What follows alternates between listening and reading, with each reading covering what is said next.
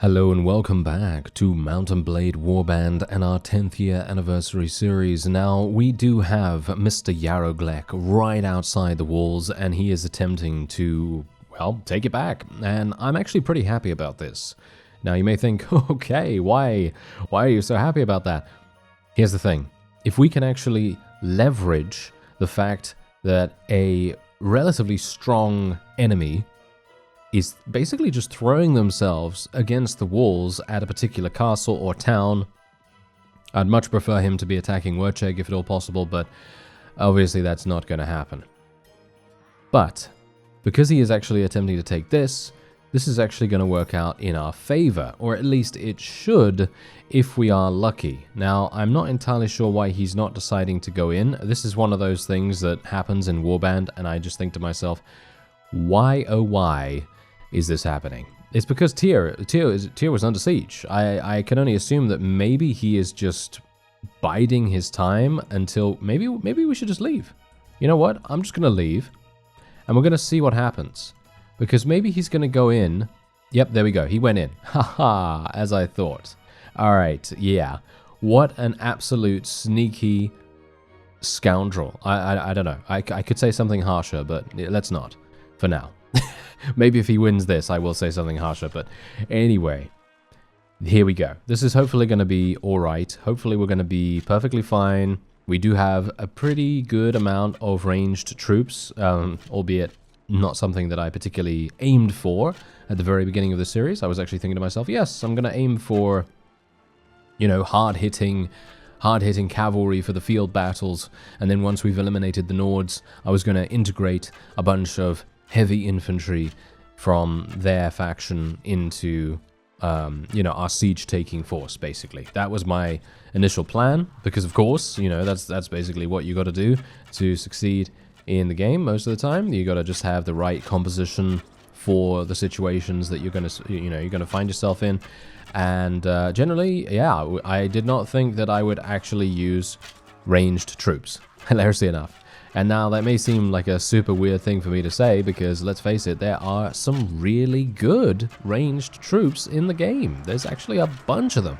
Even the pretty bad ranged troops in the form of the Nords ranged offerings, they are not particularly amazing, are they? They're pretty bad in comparison to their ranged brethren in the form of the vassal marksmen, for example. But they are good. They are going to do what they need to do to actually win the day, whatever that may be. And whether that is them getting their two-handed axe out, or just generally, you know, being a presence in that area. And you can see quite clearly here, even if it is a bunch of Nord veteran archers. And here's the thing here. We have a bunch of those. I have, I'm actually not entirely sure how many I have in my army at the moment, but I know for certain that I have at least more than a handful. And I don't know whether you've noticed so far, but there's been a bunch of them that have gotten some kills, and I'm actually super surprised about that. I would have expected them to, yeah, okay, they're going to do damage, right? They're going to do damage. They're going to be relatively decent at defending, because they don't have a terrible ranged skill. It's just the worst out of all the ranged units in the game. That's it. That's the only reason why you might consider them bad. Not because they're actually bad from a, you know, a pure perspective. If you look at them, you know, just without looking at any of the others, then it should be pretty good, right? Yeah, it should be pretty good. So that's also something that really doesn't get taken into account as much as you might want to take it into account. There are many situations where the enemy is going to get into melee range.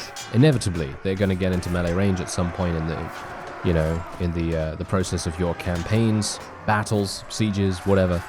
And eventually, the enemy is going to come across your archers. And then you're going to think to yourself, oh no, I have a bunch of vassal marksmen. And now here's the thing with vassal marksmen. Let me see if I can actually find one here. Well, I mean, there's a vassal archer, which is basically one away from, you know, a marksman, I think. But yeah, the point is, they have very bad gear for melee combat.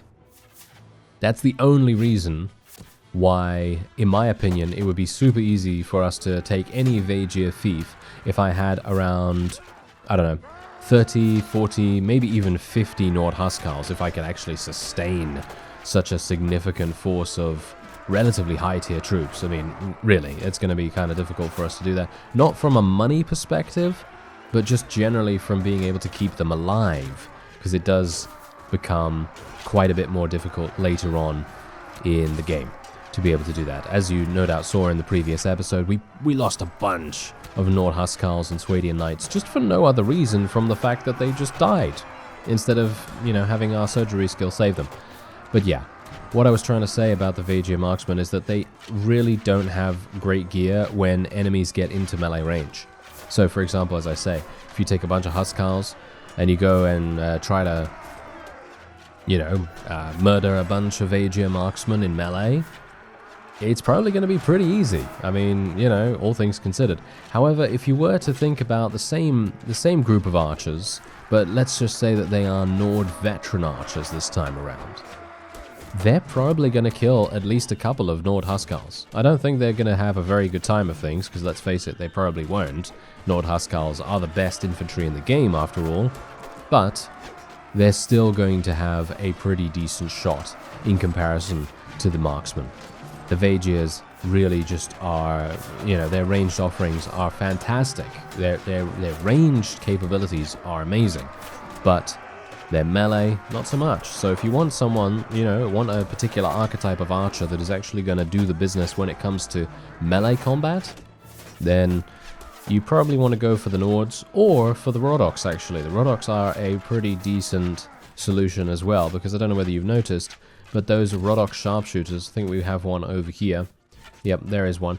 They come equipped with Pavis shields, and I always think to myself, yeah, that looks pretty sturdy, you know? It looks pretty sturdy to see a Pavis shield on the back of these guys, and they do have one-handed swords. Obviously, the swords themselves are not really going to do that much damage, which is obviously a little bit negligible, to be honest, because let's face it, you don't really care about them doing damage. You kind of just want them to survive as long as they can until you either get there or until some of them receive reinforcements or something like that. But generally, they're pretty good. They're not bad, you know? They're not bad at what they do, in melee at least. And on the other hand, you know, you go into melee with the Vaegirs, as I say, and they're basically a free kill, pretty much. They're basically a free kill. Hilariously enough, though, wouldn't that be really, really funny if I literally say that they are a free kill in melee, and then later on, when we're taking a fief from the Vaegirs, and I go and I say, oh yes, I will attack their archery nest, and we will see if I'm able to eliminate them. And then all of a sudden, I get absolutely wrecked by a bunch of Vaegir archers in melee combat. Wouldn't you bet that that is going to happen? I think so, right? I'm gonna say it now because maybe it's gonna counter the jinx, you know, counter the jinx in some way or another. That could be kind of fun, right? So yeah. Anyway, let's just try and see if I can actually. Oh, wait a minute. Am I? No. Don't get killed now. Don't get killed. Okay.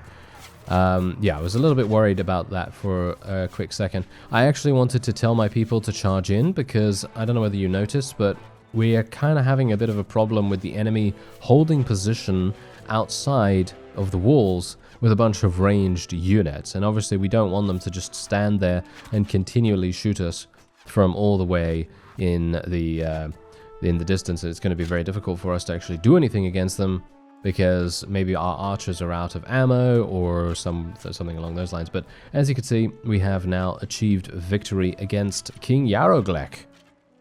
I actually thought his name was Prince Yaroglek, but no, apparently it is King Yaroglek. I was inadvertently insulting him this entire time. Well, I don't really mind too much, to be honest, but yeah. Anyway, now that he is out of the way, this is actually kind of perfect, because now what we can do is we can leave Yuruma Castle. If this comes under siege again, that's not too bad. That's okay, you know, that's not a big problem, because that's a good distraction for us to be able to take back the other things that we have inevitably lost in the time that I was waiting for this absolute imbecile to go in here. Unfortunately, he did manage to escape. That is the one thing that obviously was changed in Bannerlord as well, because obviously in Warband, you don't have a 100% chance to capture the enemies that you are fighting. which, all things considered, I actually really agree with. I like the fact that you have the ability to capture enemies when you've defeated them in battle 100% of the time. I think that that is a perfect solution, because if you think about how it's gone, and I'm talking about if you think about, let's say you think about, fighting, let's say you fight 10 vassals all in one big go, and then all of a sudden, you knock them unconscious and all that wonderful stuff, and then they manage to escape somehow? I mean, that doesn't make sense, right? I mean, from a realistic standpoint, it just does not make sense. So that's the reason why I really like that change. Whereas in Warband, obviously, dependent on the mod you're playing, of course, prisoner management does play a pretty big part there.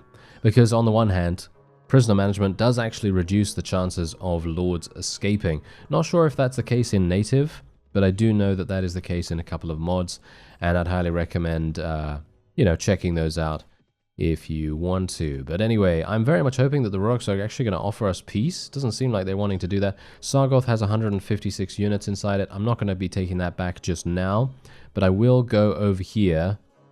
Uruma Castle is under siege. That's absolutely fine. I will go over here and we will attempt to take this. I'm actually going to try and see whether... No, they don't want to... Okay, fine. That's absolutely fine with me, sir. Oh yeah, by the way, we did actually level up, so I will be doing that after this. And this is going to be a very, very easy siege for us, because we could basically just go straight on in here, eliminate every single person. And even if we don't eliminate them super easily, then I can hopefully eliminate enough of them to be able to force them into a surrender. But the whole reason for doing this kind of thing is to make it so that the AI then has to come back here, take this, or we can lure them into taking it, and then they will inevitably get weakened by the act itself. Because, of course, they have to place units in here. I don't know whether they magic them up or something like that. They might actually do that in Warband. But it's a good idea. It's a good idea just to do that. I mean, otherwise, this particular garrison is going to get a lot stronger, and it's going to be a bit difficult to take. Like Sargoth, as I say, Sargoth is not that difficult for us at the moment. There's only 150 units in there, and I think it should be pretty easy for us to take, but I don't really want to spend the time doing that right now, when I could basically just take tihr in one fell swoop, and then we can try to lure a couple of vassals over here in the meantime. What's actually going on here? It's super weird how sometimes that happens. Every single one of our forces just crowding around one guy when there's a bunch of archers in the distance, and they're just kind of waiting for them to shoot them. I don't know. It seems a bit strange sometimes that happens. Anyway, there's 9 morale for us, and we actually do gain a bunch of extra troops, which I gotta say I am very, very pleased about. Hello there, sirs. Thank you. Join me. There we are. Alright, so I'm not going to be taking any of the loot. I will be going into the marketplace in just a second. Should I give this to Lord Olaf? Or should I give it to someone else? I should give it to Olaf, shouldn't I? Yeah, I'm going to give it to Olaf, something like that. I mean, generally he needs it. He needs it, because otherwise he's just going to be running around, and he's not really going to be able to do much, because he's just consistently running around with I don't know, an army of like, what, 50? Or something like that, which is just going to be completely laughable, to be honest. At this point, you really do not want vassals that have 50 or so units. You really want someone that's going to run around with around 100 at least, maybe 80, 90, something like that. That could be kind of useful. Anyway, there's 38 units garrisoned there now. And I'm really, I really want to take Curaw, to be honest. I would love to be able to take that. As you can see, the Roddoks have actually done a little bit of work over in Rodok territory at the moment, and they're actually taking our fiefs back, which is really kind of frustrating. But, aha, hello there, boyar vlan. You seem to have gotten completely taken unawares by us right here. Not entirely sure what he's even deciding to do at the moment. Oh, it seems like he's actually using... Is he using some tactics? Is he actually using some tactics and telling his people to hold position? That's a bit strange. Usually that doesn't happen. Usually they just go straight on in and just charge you. I'm going to be doing the same thing. I'm going to be taking the initiative and charging at the opponent right here. And hopefully I will be able to get some additional experience. Oh yeah, I completely forgot to level myself up. Yes, I will be doing that in a second. I completely forgot because I'm just not used to... Okay, that was funny. Great, thanks very much, sir. Okay, and thank you for the horse. You're now dead. Yep, there we go. That was perfect. That was actually hilarious. That guy was like, "Oh yes, I'm going to kill his horse," and then they killed my horse, and then all of a sudden he's dead because he allowed me to get close to him, and then I stole his horse. Yes, fantastic. That's justice for you, isn't it? Yes, that is absolute and pure justice in an almost instant timing right there. Yes, pretty fantastic. All right, so yeah, that is going to be the end of Boyar Vlan. Just another 25 or so units to eliminate. As I say, I kind of want to focus on some of these higher tier units. Obviously, it's really easy to kill recruits and things like that, but you really want to try and focus on the higher tier ones. Just generally, they give you so much more experience. From what I can tell, or shall we say what I can remember, whenever you eliminate a Huskal or a relatively high tier unit, you get around 400 experience. I might be misremembering that. I might be remembering from Pendor a little bit more there. But yeah, you're going to gain a significant amount more. But obviously, if you can kill a bunch of recruits, let's say you kill, I don't know, 5, 6, 7 recruits, because you can't get to any of the high tier ones, then that's fine. You know, it's okay, but it is a little bit more effort, I suppose, depending on your weapon type and what level you are, of course, because let's face it, not every single time you go into battle you're going to be fighting against, you know, high tier units or low tier or whatever. Sometimes you're going to be fighting against, well, specific things that really do require a bit more care. You don't want to be running in there and just dying almost instantly. Anyway, let me see if I can just place Jeremus a little bit down there. Let's go for some more Nord veterans. Thank you very much. Slaver Chief, and there we go. All right, so let's actually level ourselves up. We're going to get that wonderful point in intelligence, and we're going to go for another point in surgery and engineering. Perfect. Very nice indeed. Okay, so I'll just go, I guess I'll just level up my pole arms, because it's more than likely I will use pole arms in comparison to archery or throwing, so that's exactly what we're going to do. And I'm thinking maybe we should take Sargoth, 156. Not sure if I really want to do that right now, because I'm thinking that maybe it would be a better idea for us to go and take curaw. Even though Sargoth is right here and it's pretty weak, I'd like to take curaw just purely for the fact that it has a larger garrison, and if we can take this relatively simply, then they're going to lose a pretty significant portion of their territory, as you can see right here. And we can take Sargoth back at pretty much any time, or at least I think we can probably take it back at any time. Yoruma Castle has fallen, but that is, again, not a problem. That is okay. We are seemingly losing some people, unfortunately. Oh, look at this, look at this. Lord Gunda is attacking Yoruma Castle. Perfect. Maybe we can even get a surrender going on there. Maybe I can go over there and force it to surrender if he is unsuccessful, of course. So let's go into curaw and see what happens. Oh, okay. Yeah, I'm not liking this actually right now. This is looking pretty bad. I'm actually not holding out much hope for this. I might actually just retreat straight away if I don't die instantly, because I'm probably going to die instantly at this point. I don't think that this is going to work. If this Huskal can make some space for me, then maybe we can get in. It would be pretty fantastic. Could you just go? Could you just? Yeah, this is the issue. You see, I mean, he's getting kills, right? He's getting kills. He is dead now, which is unfortunate. And this is exactly what happens. I really needed to get inside there and try to get behind the enemy lines to do massive damage, or try to do as much damage as possible to thin out the defenses here, because otherwise we're just going to get caught in this bottleneck situation. And I'm consistently holding W and D at the moment because I am literally just wanting to squeeze myself in, but it's really very difficult to do that when your own forces are blocking you. Yes. Here we go, here we go. Oh, yes, I'm actually... Oh, here we go. I'm going to just jump. Okay, that was perfect.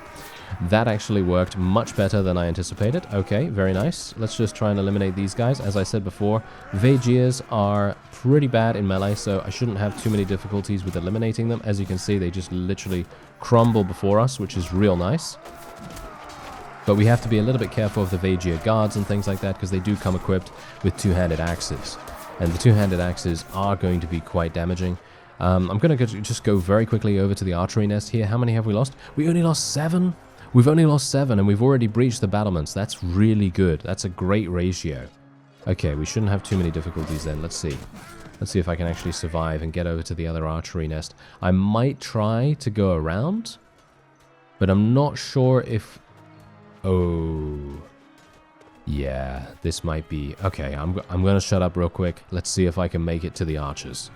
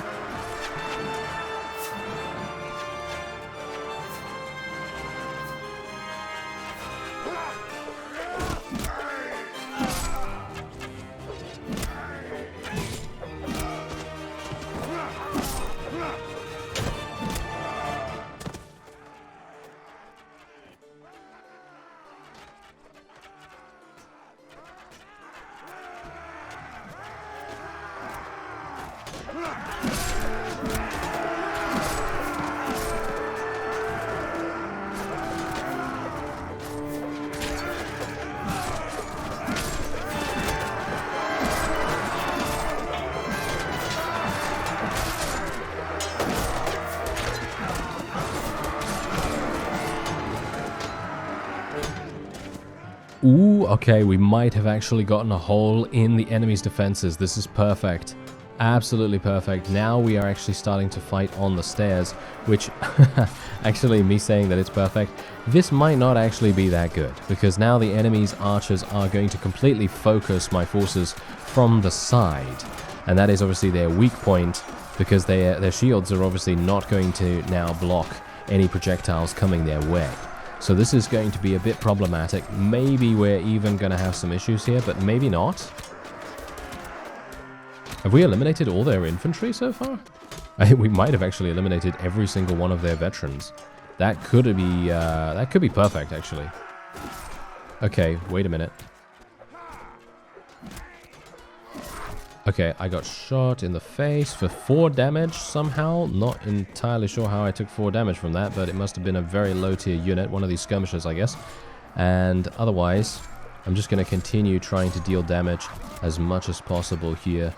And if I... Oh, yeah. See, that's the thing. Even if I take 5 damage, that's actually pretty significant for Warband. Because 5 damage, in comparison, in Bannerlord, is not that much at all, because in Bannerlord, as a default, you have 100 HP, whereas in Warband, by default, you have 40 something, and I died. Wow, okay, I actually died in the worst possible time. Yeah, that was real bad. Okay, 334. Can I actually... I'm actually not sure. Let's call for a surrender. No, they actually don't want to surrender. Okay, that's it. That's really interesting, actually. I'm really surprised that they didn't go for the surrender right there, but I guess, again, it is just a numbers game in that respect. You know, they're not taking into account the combat strength or the tier of unit that you have available or anything like that. And as you can see, the enemy only has around 50 units in the defense at the moment. I think they probably only have a total of around 60. So it's really weird that they wouldn't decide to actually just give up. But who am I to say, eh? Who am I to say? I mean, They want to do what they want to do. Can I actually start killing some people through this small little gap here? No, it seems not. Can we move forward? Yes, we can. Let's jump here once again. Let me see if I can get... Yeah, there we go. Perfect. Absolutely perfect. Wonderful. Now we can start doing some damage and hopefully not get killed in the process. And that's exactly my point. I was actually getting a bit lucky in the previous siege because the enemy wasn't swarming me. They weren't swarming me in the way that I actually anticipated that they would, and I thought to myself, oh wow, I'm getting super lucky right here. You know, being able to pretty much just go into the archer line, not really having any issues with them whatsoever. This guy is actually doing massive damage to me, actually. Look at that, 12 damage headshot as well. And I believe that is indeed it. I think it is, yes, only 2 enemies remaining, and one of them is over here. And he's dead. Fantastic. Alright, so we actually managed to take curaw, which is really, really good. That is a fantastic victory for us. I'm going to be taking this guy prisoner because he is a bad personality, and we're otherwise just going to be taking all of the Nords and rescuing them. I'm actually wondering... I think we'll take the peasant women and the huntress. They do become sword sisters, which is pretty cool. I like them a lot. Okay, there we go. Now, here we are. What do we want to do? What do we want to do with the town? I mean, technically what I could do is I could defer appointment of a lord, and then I could give it to someone at a later time, but I kind of want someone to defend it straight away. So I'm thinking Lord Gunda? Lord Gunda was actually doing a pretty decent job with us right now. He was actually right here attempting to take Yuruma Castle back, so I was thinking, yeah, you know what, let's just get him. Beheshta, I don't actually have any space for you, sir, but I will... Should I try to make space for him? Yeah, let's try and make space for him. So let's just get rid of one of these guys, and then we'll get a couple of other people leveled up in the meantime as well. Beheshta is a pretty good companion, all things considered. I've not really used him though, which is actually kind of weird. I guess it's because usually I will use Dashavi instead if you want someone that does a relatively similar job, I guess. I actually can't even remember what Beheshta is good at, but anyway, there we go. There's 400 dinars for him. And we're just going to be telling him, hey, you know what? Can you go and get me some right to rule, please? That is pretty much what we're going to ask him. Unfortunately, I don't think there are any other companions here, because otherwise they would have appeared downstairs, hopefully. I'm still looking for those 2 companions that I really want to have. But, yeah, unfortunately, they don't seem to be anywhere for some reason. Who's that? Oh, no, I thought he had 350, but no, he only has... 35, which is really weird, but okay. 35. What a wonderful, wonderful number. Anyway, the Royals. Ooh, perfect. Okay, I'm gonna take the peace agreement because they weren't able to take Valuka or Yalen, and we still have. I mean, Jokala. Yeah, you know, we lost that, but that is acceptable. In my opinion. I think it's acceptable, not perfect, not amazing, but I think acceptable. And we're going to make a nice little peace agreement with them so that we can focus on taking the Vajia's territory, which is actually great because I was hoping for that this entire time, basically. Okay, so now let's just go and do a little bit of a surrender here. There we go. We're going to be giving this to Lord Gunda. Should we give it to Lord Gunda again? Or Lord Nuas? Nuas is actually pretty good, in my opinion. So, yeah, let's give it to him. He doesn't really like me that much at the moment, so he might very well end up leaving, which would be pretty awful, to be honest. But yeah, I'm kind of wanting to try and keep him around at least, but maybe I shouldn't bother. You know, maybe I shouldn't bother at all. Anyway, Boyar Clay, he is a defector from the Swadians. Lord Gunda is accompanying me, which is actually really nice. Ah, hello there, Boyar Doru. Okay, come on over. Oh, he's trying to run. How dare you? He is trying to run. No, you're not going to escape, sir. We will try to prevent him from escaping now. I really wish Lord Gunda was a little bit faster, but apparently he needs to get 6 horses in his inventory because apparently he's just way too slow. Oh well, never mind. Anyway, we do now have a bunch more cavalry and infantry because obviously we've been gaining a good amount of experience in our little engagements here and there.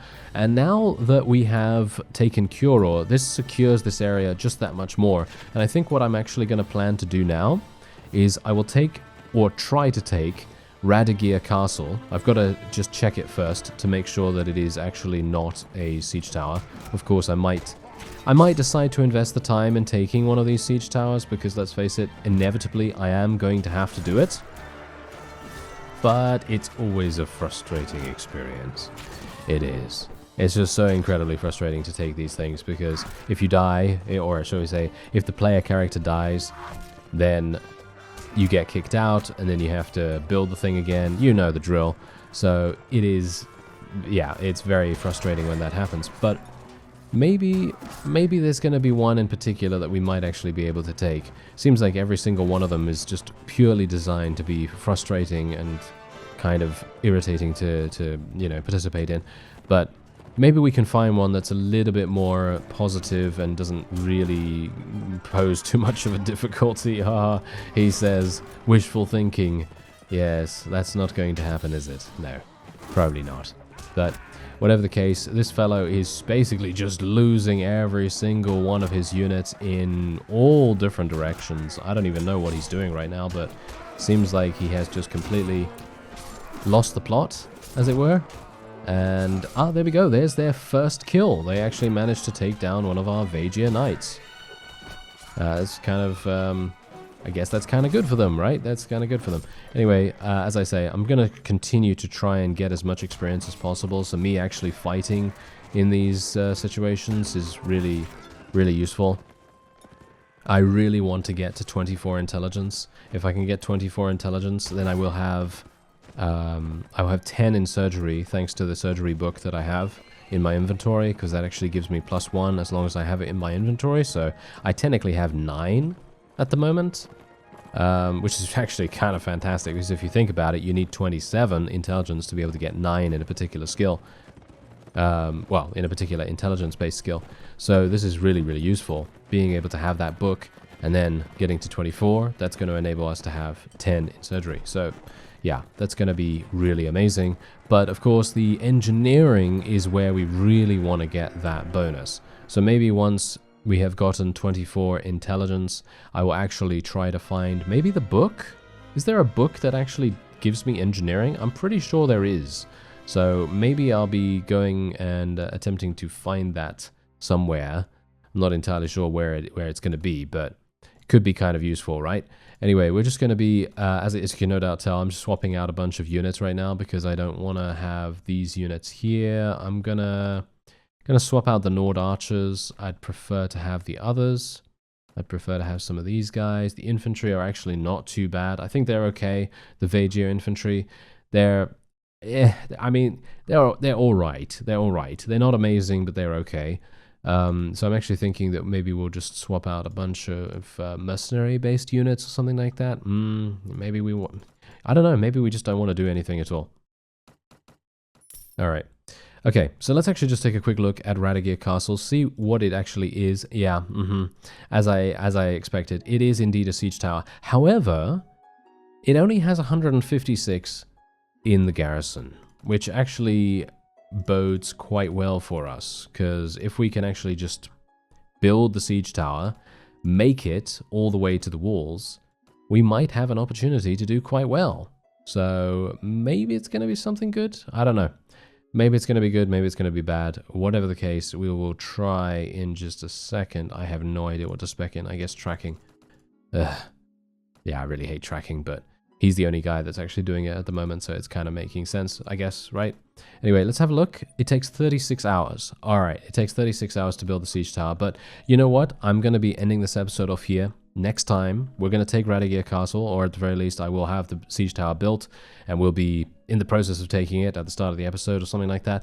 And then what we're going to do is hopefully head on to Ravidin. That is the plan. Maybe Dramuk Castle after that, because then all of this area is completely consolidated, and they will have lost a huge amount of territory in exchange for basically only taking Sargoth from us. Perfect, right? I think that's pretty good. Anyway, I thank you very much for watching, and I'll see you next time.